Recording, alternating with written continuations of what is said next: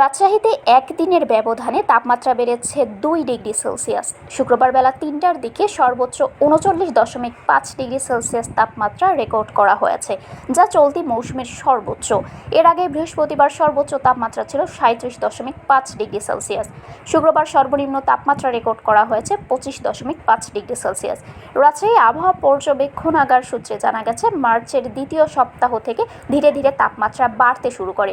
মাঝে কালবৈশাখীর প্রভাবে বৃষ্টি হওয়ায় তাপমাত্রা কিছুটা কমলেও গত কয়েকদিন ধরে আবার বাড়ছে এবং এই প্রবণতা অব্যাহত থাকতে পারে বলে জানিয়েছে আবহাওয়া কার্যালয়।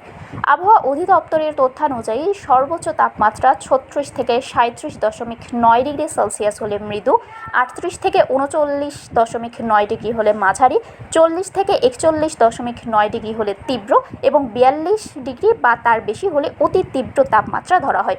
সেই হিসাবে বর্তমানে রাজশাহীতে মাঝারি তাপমাত্রা বয়ে যাচ্ছে। রাজশাহী আবহাওয়া পর্যবেক্ষণাগারের ইনচার্জ রহিদুল ইসলাম বলেন, গতকাল সর্বোচ্চ তাপমাত্রা ছিল 37.5 ডিগ্রি সেলসিয়াস, তা আজ বেড়ে 39.5 ডিগ্রি সেলসিয়াস হয়েছে, যা এই মৌসুমের সর্বোচ্চ। এদিকে তাপমাত্রা বৃদ্ধিতে জনজীবনে নেমে এসেছে অস্বস্তি। সর্বনিম্ন তাপমাত্রা বেশি থাকায় রাতেও গরমে ভুগছেন নগরবাসী। তাপমাত্রা বৃদ্ধির প্রভাব পড়েছে জীবনযাত্রায়ও। নগরের বিভিন্ন এলাকায় মানুষকে রোদ থেকে বাঁচতে ছাতা, ক্যাপ ও ঢিলেঢালা পোশাক ব্যবহার করতে দেখা গেছে।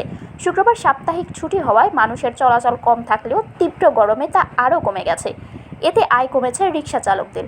অন্যদিকে গরম বাড়লেও এখনও হাসপাতালে তেমন গরমজনিত রোগীর চাপ বাড়েনি। রাজশাহী মেডিকেল কলেজ হাসপাতালের মুখপাত্র ডক্টর শঙ্কর কে বিশ্বাস জানান, হাসপাতালে হিট স্ট্রোক করোনা চালু রয়েছে, তবে এখনও এ ধরনের রোগী আসেননি।